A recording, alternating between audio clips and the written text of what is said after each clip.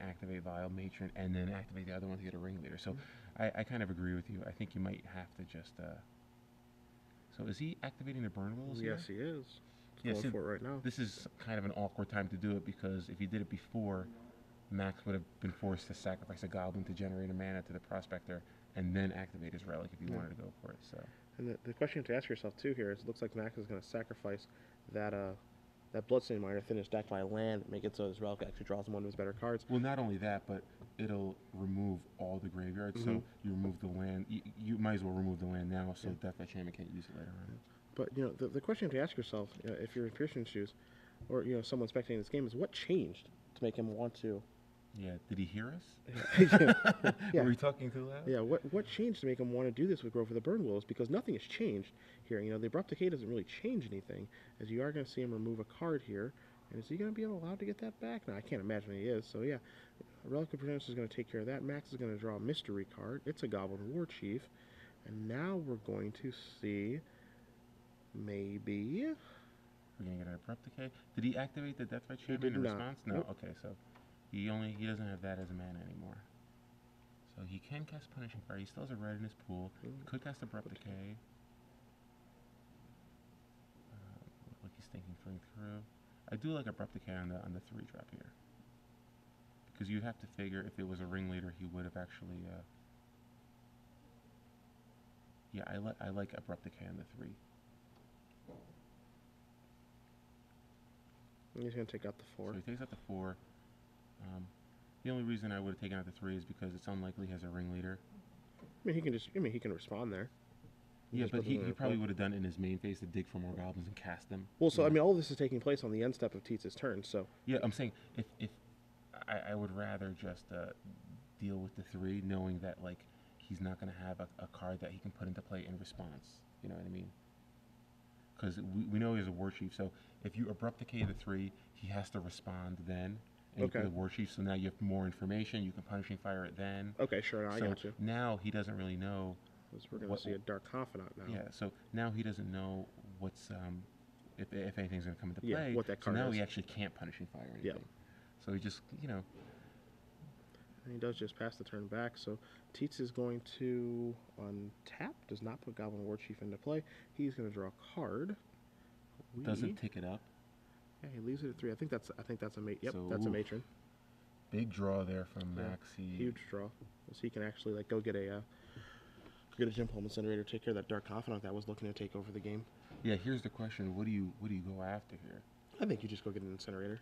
I mean, there's certainly an argument to be made to go getting a Ringleader as well, but I don't want Confidant to draw a single extra card. But the problem is, though, you're dealing with Punishing Fire. Grove of the Burn Willows Punishing Fire. So I hope I draw a Wasteland. There you go. I don't want to draw any extra cards. That's not something I'm allowed to happen. So it looks like he's definitely going for Gem Palm Incinerator, and so able to deal with Dark Confidant and draw a card this turn. So pretty reasonable draw. All right, so that's going to take care of that. It gives him a new card as well. So maybe he does draw a Wasteland. Maybe he does draw Siege Gang Commander. It was either Siege Gang or a Pile Driver. Well, that is a pretty awesome draw there. Good Magic card. Pretty good Magic card, yeah. So next turn, if he draws a land, he can choose to keep the Violet. Well, I guess he has to decide on his upkeep, but he can keep the Violet 3, put the War Chief in play, and then cast the Siege Gang Commander. So another Dark Confidant off the top here from Pearson. So again, threatening to draw extra cards, and he does just pass the turn back. So what do you do here? Do you uptick it to 4 to try to get that Siege Gang to play, or just keep it at 3? And hope to draw, because if you keep it at 3 and you draw land, you can actually get the Siege Gang into play this turn, because you can put the War Chief in play. Siege Gang will be reduced by 1 mana, and then if you can play the land and cast it. Yeah, if you draw land, you can play it for 4. Yeah, I kind of like just keeping it at 3 I like keeping it at 3 because the cards you can draw that are 3 mana are better than the cards you can draw at the 4. You just get the Ringleader, and then you have to make the decision on when it's at 4 if you want to bypass that, move up to 5. Now we could see him stack it here, move up to 4, and that's what you're going to see. So he's going to stack the Vial, put the War Chief into play, then put it up to 4. We'll see if he draws a 4th land, which it doesn't look like he did, to be able to put the Siege Gang into play, because all those goblins would have haste as well. But no, he does. So he draws a Wasteland. So the perfect land.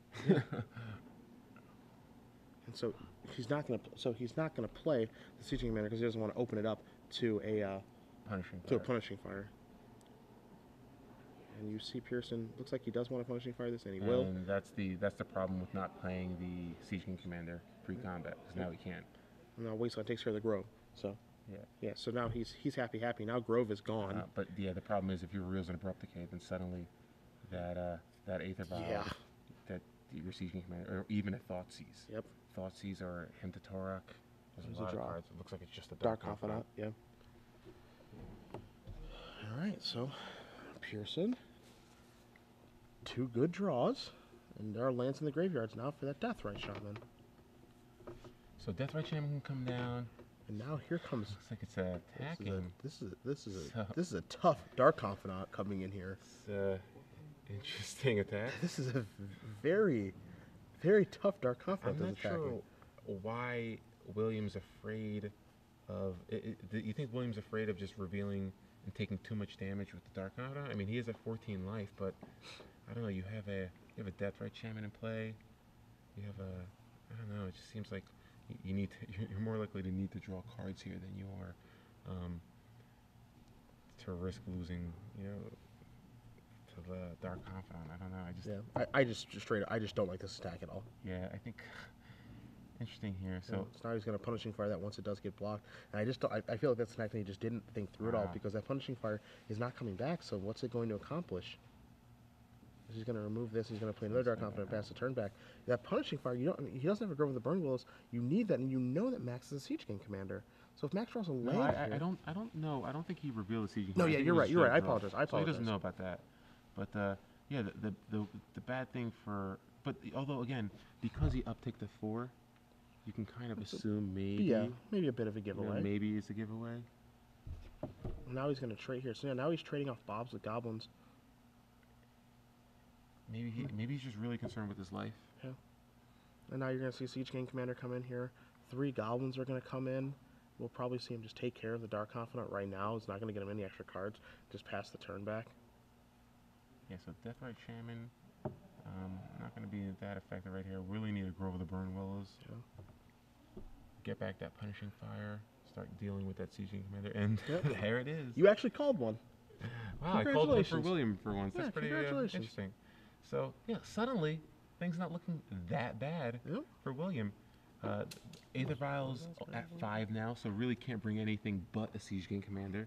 So if Max draws another Siege Commander, obviously that's bad. Yeah. But, Ooh, tell me more. not the worst thing now. Maybe Max can brick for a couple of turns.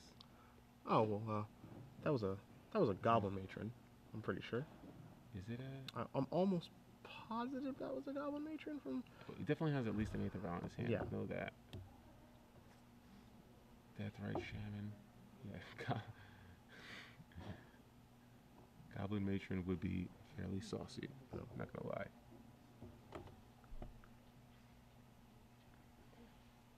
So let's see if Tietze is going to get aggressive here or not.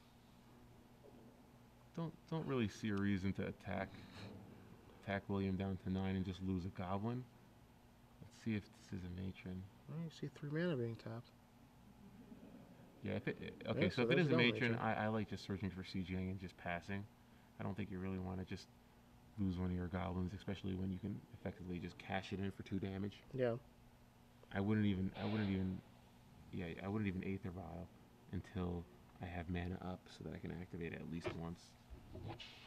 Because then you're in a really good position where William basically untaps. He likely just activates his Burn Willows to get back his Punishing Fire, knowing you have a Siege Gang, and then you can untap, activate the Siege Gang, put it into play, and then you can sacrifice a token to just kill the Deathrite Shaman then, and attack with all your guys then. Alright, so he passes the turn back with Siege Gang Commander in his hand, and an Aether Vial at the ready on 5. Pearson is going to draw and play a Wooded Foothills. Yeah, so as long as Tietze doesn't activate that Aether Vial at the end of William's turn, he will be able to get 1 activation with the Siege Gang. You see that he does not do that. And, yep. So, barring anything strange, it looks like Max Tietze might be able to pull this game out. Despite the fact that it looked somewhat daunting for him early on, he gets Siege King Commander into play, sacrifices one of the tokens to deal with Death Ray Shaman. Death Ray Shaman probably going to get an activation here, gain some life possibly. Removes one of the matron. So he's going to gain 2 life, go up to 16, but he's going to be getting attacked with 4 goblins, the matron, and 3 tokens.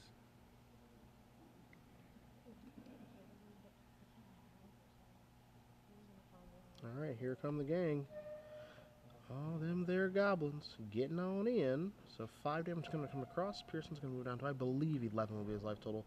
As Tietze will play the Aether Vial and just pass the turn back. Grove will put Tietze up to 21. Here comes back a Punishing Fire, like you're going to take care of the old Siege Gang Commander here, as that's the most problematic goblin. But again, this is the same thing that we saw game 1. So, you know, yes, he does have Grove of the Burnable. Yes, he does have a Punishing Fire, but you know, he doesn't have anything else. He's too far behind at this point because there's no like Engineered Plague or Bonfire of the Damned type card coming here for Pearson. He has one Maelstrom Pulse, that's it. Yeah.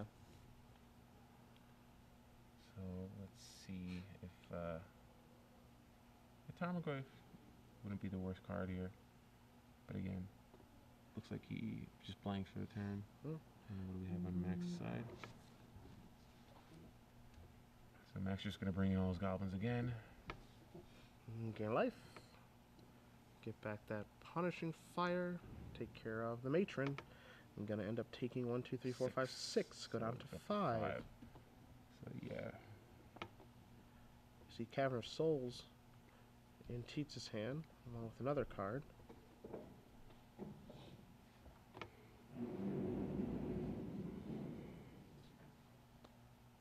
And that card is like a War Marshal, yeah. So can't Punishing Fire that, my friend.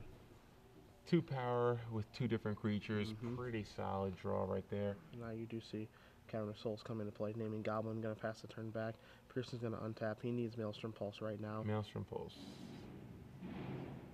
He draws a card. We can't quite make it out. And he's doing the math now. Looks like, yeah, he has 1 Lightning Bolt. That's not going to do the job. And he extends the hand. Max Tietze wins 2-1, becomes our Legacy Open champion. Yes, sir. Second Legacy Open win with Goblins for Max Tietze. So